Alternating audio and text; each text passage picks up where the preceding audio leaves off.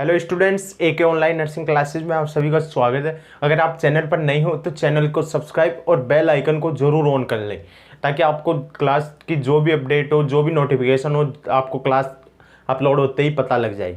तो bell icon को ज़रूर ऑन करें। और अगर टेलीग्राम चैनल को अभी तक ज्वाइन नहीं किया तो डिस्क्रिप्शन पर टेलीग्राम चैनल की लिंक मिल जाएगी, वहाँ से टेलीग्राम चैनल को ज़रूर ज्वाइन कर लें। और डिस्क्रिप्शन पर आपको प्ले लिस्ट की लिंक मिलेगी। आप जो भी क्लास लेना चाहते हो, ओबीजी की लेना चाहते हो या पीडीए की लेना चाहते हो या एमएसएन लेना चाहते हो या साइकेट्रिक या कोई सी भी आपकी जो क्वेश्चन रिलेटेड एमसीक्यू की क्लास लेना चाहते हो, जो भी क्लास लेना चाहते हो उसकी डिस्क्रिप्शन पर लिंक मिलेगी प्ले लिस्ट की, वहाँ से जाकर आप सीरियल वाइज क्लास से ले लें।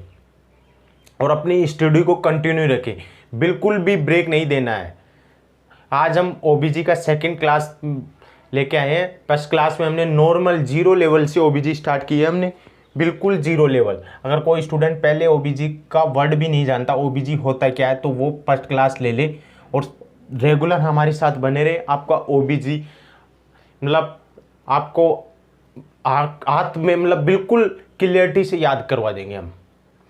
मतलब आपको लिख के कुछ भी एमसीक्यू अगर ओबीजी का क्वेश्चन आता है तो आपका रॉन्ग नहीं होगा, ये मैं गारंटी दे सकता हूँ आपको। लेकिन इसके लिए पूरी क्लासें लेनी होगी, चैनल को सब्सक्राइब करके रखना होगा और क्लास अपलोड होते ही क्लास को लेना ज़रूरी है। तो क्लास को लेके नोट्स बनाएं और अपनी स्टडी को कंटिन्यू रखें। और टेलीग्राम चैनल का जुड़ने का फ़ायदा बता दूं मैं आपको।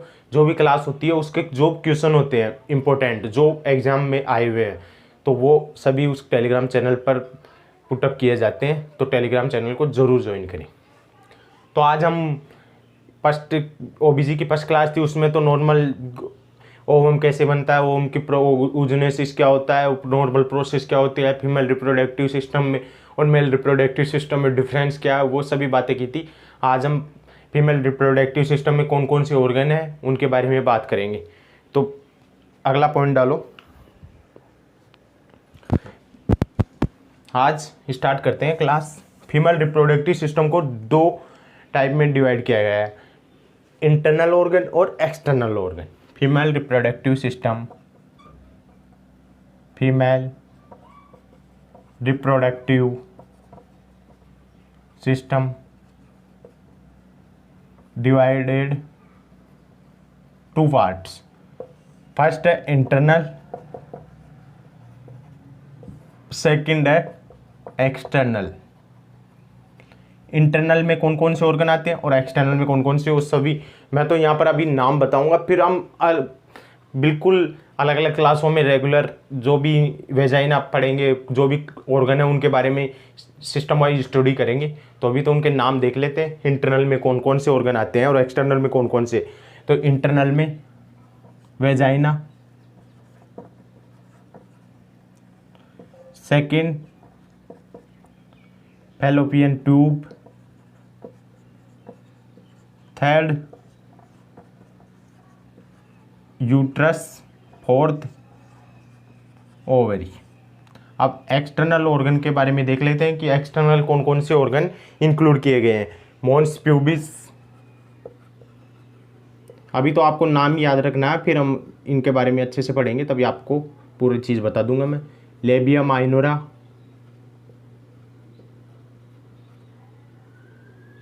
Third labia majora.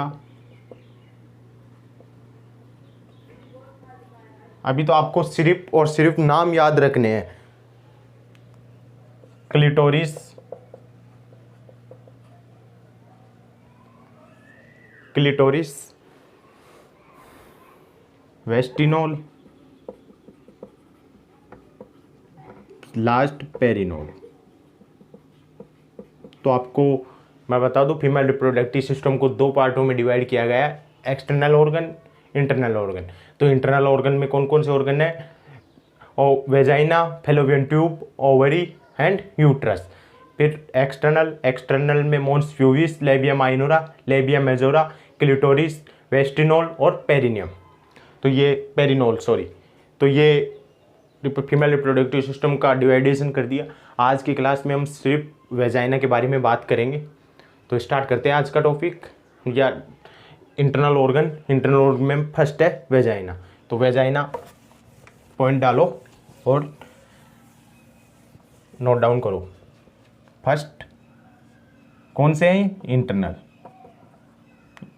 वेजाइना।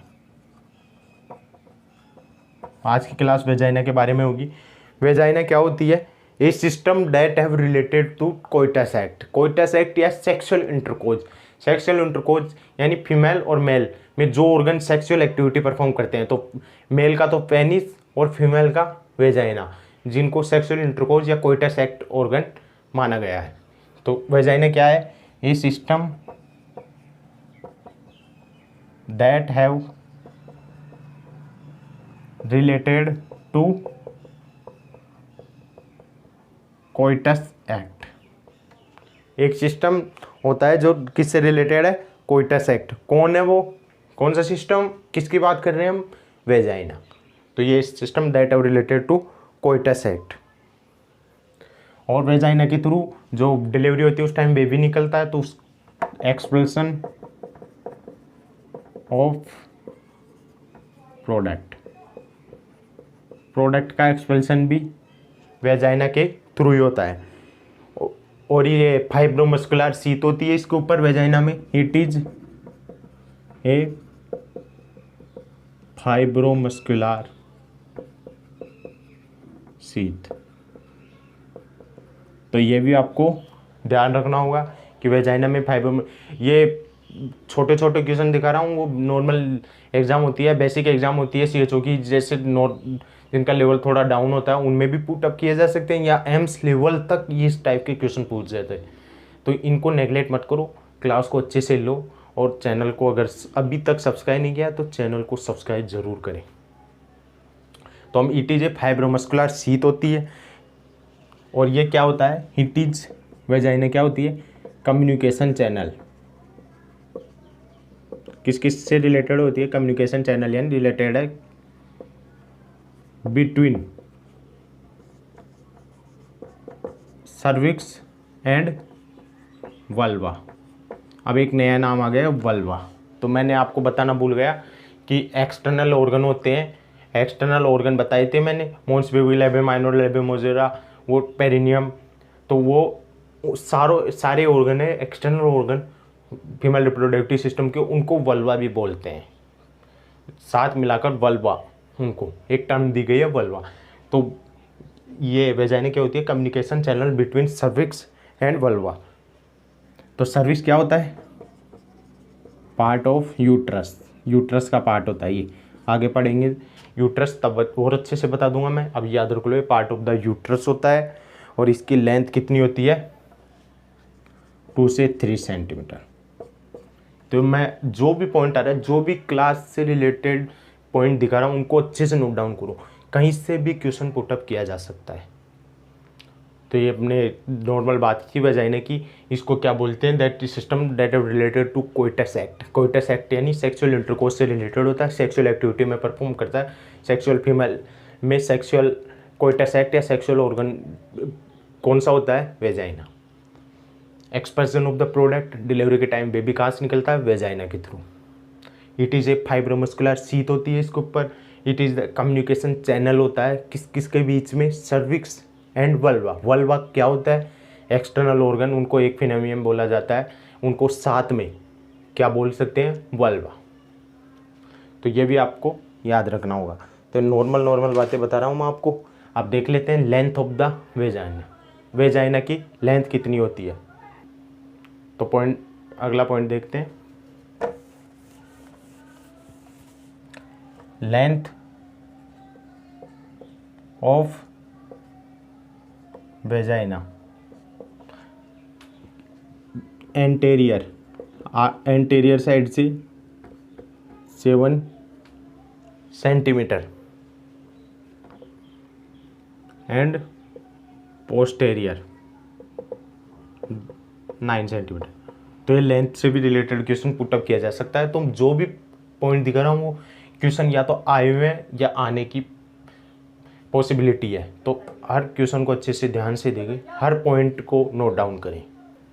और इसका एक अगला पॉइंट नोट डाउन करो, हॉरिजॉन्टल एंगल। ये भी आ जाता है कि हॉरिजॉन्टल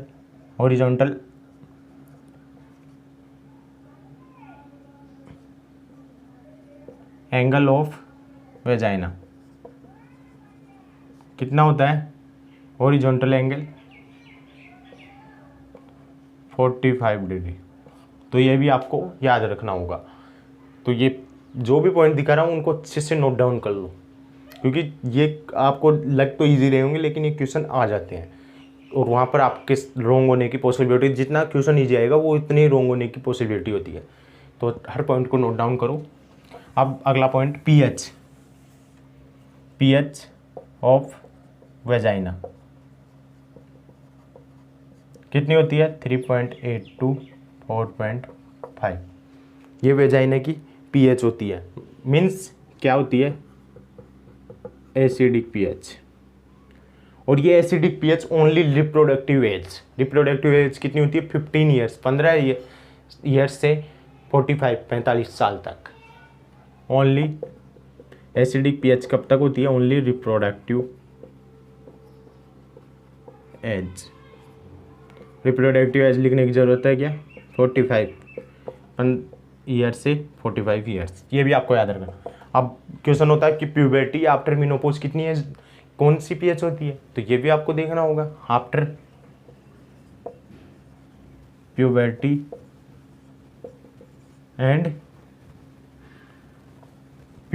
एंड आफ्टर मेनोपॉज, ये भी आ जाता है कि प्यूबर्टी या आफ्टर मेनोपॉज क्या पीएच होती है वेजाइना की।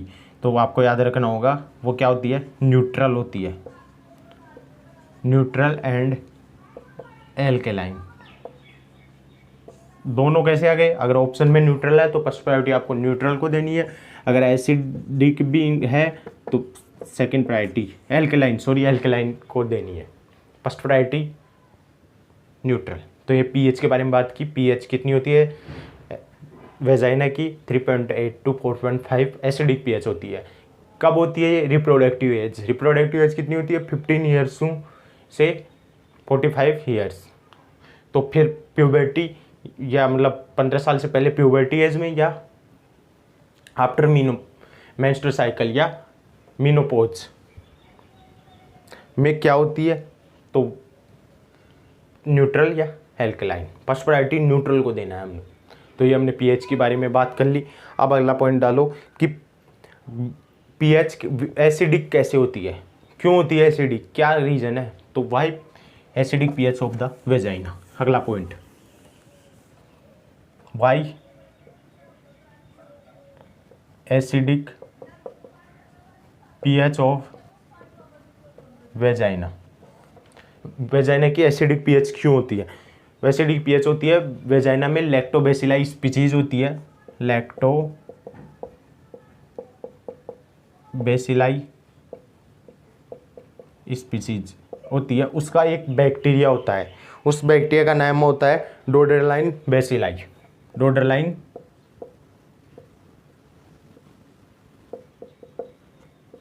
बेसिलाई। डोडेरलाइन बेसिलाई। हम बात किसकी कर रहे हैं कि वेजाइना की पीएच एसिडिक, क्या रीजन है कि इसकी पीएच एसिडिक होती है? कब? रिप्रोडक्टिव एज में। तो इसका रीजन होता है क्योंकि उसमें लैक्टोबैसिलाई स्पीशीज का एक बैक्टीरिया है। बैक्टीरिया लैक्टोबैसिलाई नहीं है, वो तो स्पीशीज है। यहाँ पर कंफ्यूज हो जाते हैं क्वेश्चन में, आपको बैक्टीरिया कौन सा होता है ये पूछा होता है, लेकिन आप स्पीशीज लैक्टोबैसिलाई स्पीशीज का उस पर टिक कर दे, लेकिन बैक्टीरिया होता है डोडेरलाइन बेसिलाई। ये डोडेरलाइन बेसिलाई होता है, रो शेप का होता है। ये बैक्टीरिया क्या करता है? वेजाइना के ऊपर एक ग्लाइकोजन शीट होती है, ग्लाइकोजन पाया जाता है। Found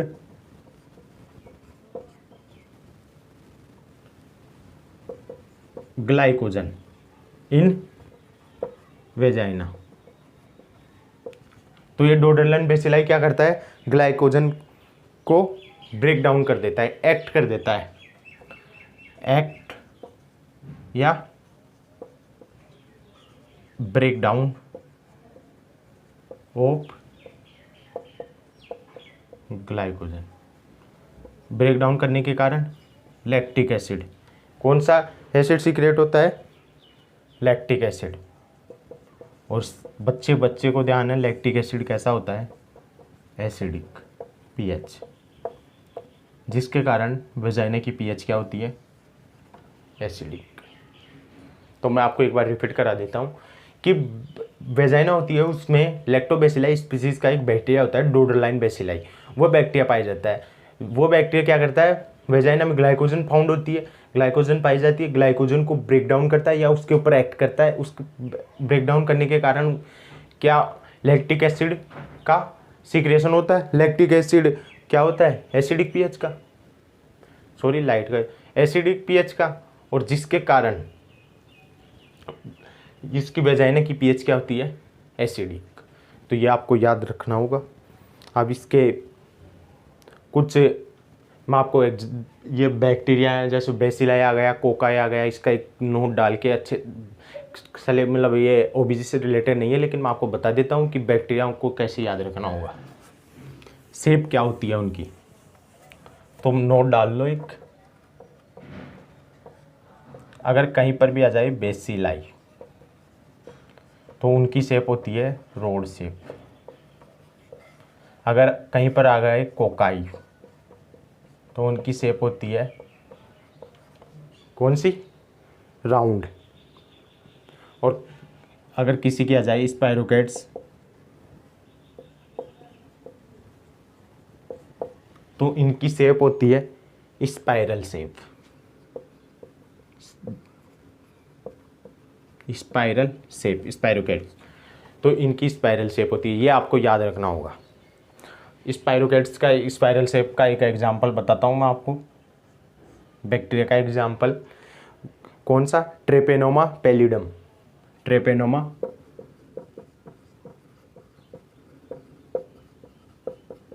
pallidum. ये कहीं पर तो आपने सुना होगा, ट्रेपेनोमा पैलिडम क्या होता है, ये कॉजेटिव एजेंट होता है सिफिलिस का, कॉजेटिव ऑर्गेनिज्म किसका, सिफिलिस का। और सिफिलिस क्या होता है, एक सेक्सुअल ट्रांसमिटेड डिजीज होती है।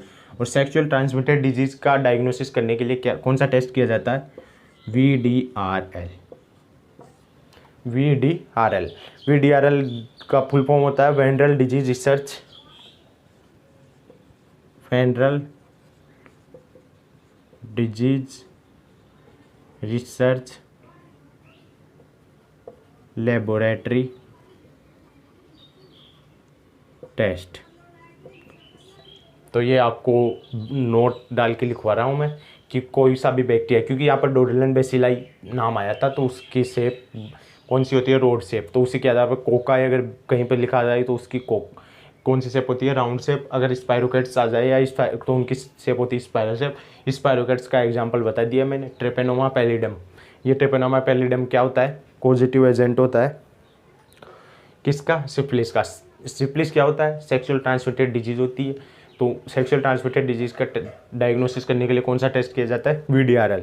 VDRL डिजीज का टेस्ट का फुल फॉर्म होती है venereal disease research laboratory test. तो अब अपने टॉपिक पर आ जाते हैं। टॉपिक पर हमने देख लिया वेजाइना की पीएच एसिडिक क्यों होती है। वेजाइनिक पीएच एसिडिक क्यों होती है, क्योंकि उसमें लैक्टोबैसिलाई स्पीसीज का एक बैक्टीरिया होता है, कौन सा, डोडरलिन बेसिलाई। वो बैक्टीरिया ग्लाइकोजन जो वेजाइना पे पाई जाती है उसका ब्रेक डाउन करता है। उसका ब्रेक डाउन करने के कारण क्या सीक्रेट होता है, लैक्टिक एसिड। और लैक्टिक एसिड बच्चा जानता है कि एसिडिक पीएच का होता है, और इसी के कारण वेजाइना की पीएच एसिडिक होती है। आप कुछ फंक्शन देख लेते हैं वेजाइना के, कौन कौन से फंक्शन है, इंपॉर्टेंट फंक्शन देखेंगे हम, वैसे तो कल तक भी पूरे नहीं होंगे। Function of vagina,